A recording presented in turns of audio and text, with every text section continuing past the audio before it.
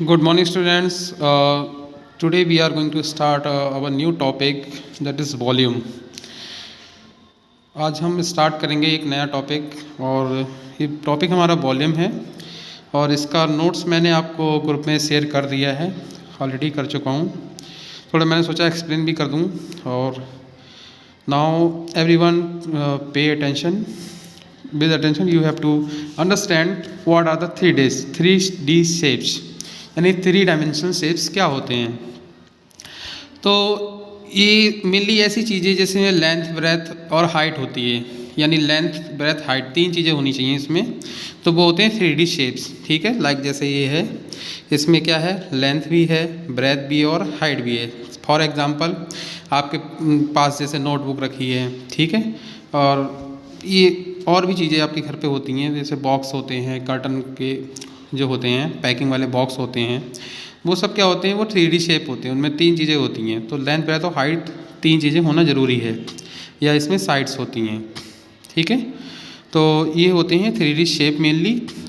और like 2D, फिर 2D shape क्या होती है, जैसे लेंथ और ब्रेथ होती है, सिर्फ वो होती है 2D शेप। ठीक है, 3D शेप को इनको सॉलिड शेप भी कहते हैं, जैसे क्यूब, क्यूबाइड है, और भी एग्जांपल्स होते हैं, और भी चीज़ें होती हैं ज्योमेट्री में जो हमारे क्या होते हैं 3D शेप में आते हैं। वॉल्यूम क्या होता है, वॉल्यूम होता है कि the amount of the space occupied by a solid known as volume, यानी कि किसी भी जगह के द्वारा, किसी भी जगह के किसी भी ऑब्जेक्ट के द्वारा जो जगह ऑक्यूपाई करी जाती है उसको हम बोलते हैं वॉल्यूम कहते हैं। ठीक है, मतलब जैसे ये मेरे पास ये नोटबुक रखी है, इस नोटबुक ने जितनी ये जगह घेर रखी है, ठीक है, बट यहाँ पे कंडीशन ये है कि ये 3D होनी चाहिए, तभी इसको वॉल्यूम बोलेंगे, अदरवाइज हम क्या बोलेंगे, एरिया बोलेंगे। ठीक है, जैसे सिंपली कोई पेपर अगर रखा है, जैसे नोटबुक में पेपर है, तो ये पेपर जो है वो ऑक्यूपाई जो कर रहा है वो जगह को, तो वो होगा एरिया। और वॉल्यूम जो होता है उसमें लेंथ, ब्रेथ, हाइट जिस चीज़ में होती है उसमें वॉल्यूम होता है। ठीक है, इसको हम लिखते हैं क्यूबिक मीटर, यानी CU/CM या CUM करके लिखते हैं। फिर इसके बाद देखते हैं volume of cuboid. Volume of cuboid के लिए हम 3 चीज़ें होती हैं, लेंथ, ब्रेथ और हाइट।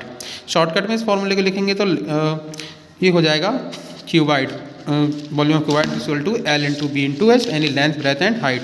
ठीक है, इसके बाद ये वॉल्यूम ऑफ क्यूब, इसमें क्या होता है, लेंथ, ब्रेथ, हाइट दोनों सेम होती है, तो इनको साइड बोल देते हैं। क्या बोलते हैं, साइड या एजेस बोल देते हैं, या आर्म्स भी बोल देते हैं। ठीक है, इनको स्मॉल a से रिप्रेजेंट कर सकते हैं, या किसी भी लेटर से आप रिप्रेजेंट कर सकते हो। यहाँ तीनों चीज़ें इक्वल होती हैं। ठीक है, लेंथ, ब्रेथ, हाइट तीनों सेम होती हैं, इसलिए इसका फॉर्मूला जो होता है वो side into side into side, या साइड की पावर 3 भी हो सकता है। शॉर्टकट में हम इसको b = a की पावर 3 भी लिख सकते हैं। ठीक है, फर्स्ट क्वेश्चन अब हम देखते हैं, हमारी एक्सरसाइज 11F जो है, इसका फर्स्ट क्वेश्चन है, लेंथ, ब्रेथ और हाइट दे रखी है।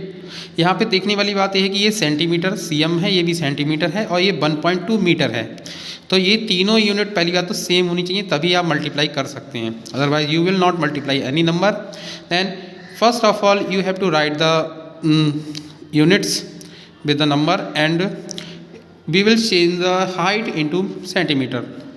1 मीटर इज इक्वल टू होता है 100 सेंटीमीटर, तो हम 100 से इसको मल्टीप्लाई करेंगे, और मल्टीप्लाई करने के बाद जो हमें वैल्यू मिलेगी वो 120 सेंटीमीटर मिलेगी। तो अब हम इस वैल्यू को इसमें पुट करेंगे, तो वॉल्यूम ऑफ क्यूबाइड का फॉर्मूला लगाएंगे, 20 से 50 फिर 120, ये वैल्यू रखी है हमने। ये क्या है, ये वैल्यू ही हैं, कुछ नया नहीं है यहाँ पे, वैल्यू रखी गई है, इन वैल्यू को ही रख के हमने फिर मल्टीप्लाई। देखो 0 से 0 का मल्टीप्लाई, 2 0 आ गए, 5 12 या 60 होता है, तो 6000 तो ये हो गया।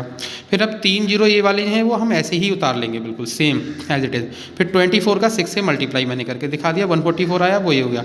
फाइनल आंसर हमारा हो जाएगा 144 और उसके आगे 000। ठीक है, ये आपका, और इसको आंसर को CU यानी क्यूबिक सेंटीमीटर में लिखा जाएगा। सेम ऐसे ही क्वेश्चन नेक्स्ट वाला भी करेंगे हम, उसमें भी पहले यूनिट को चेंज करना पड़ेगा, क्योंकि यहाँ पे देखिए हाइट है 1.8 मीटर, कितनी है, 1.8 मीटर हाइट है, जिसको हम चेंज करें तो 180 सेंटीमीटर होती है। फिर हम इस वैल्यू को पुट करेंगे यहाँ पे, फिर यहाँ पे 00, यहाँ पे सिंगल 0, तो ये 3 0 हो गया, और 1 8 18 हो गया। फिर 55 का 18 से मल्टीप्लाई करेंगे, क्योंकि अब ऑलरेडी हमारे पास 30 हम ऐसे लिख लेंगे। इसको मल्टीप्लाई किया तो 990 आया, तो हमारा 990 जो आंसर आया, टोटल मिला के हमारा जो आंसर है वो इतना जो है CU/CM करके इसको भी लिखा जाएगा। ये 2 क्वेश्चन आप लोग करके देखेंगे अपने आप से। ठीक है, if you not able to understand anything, you can ask in comment section, I will reply you. Okay.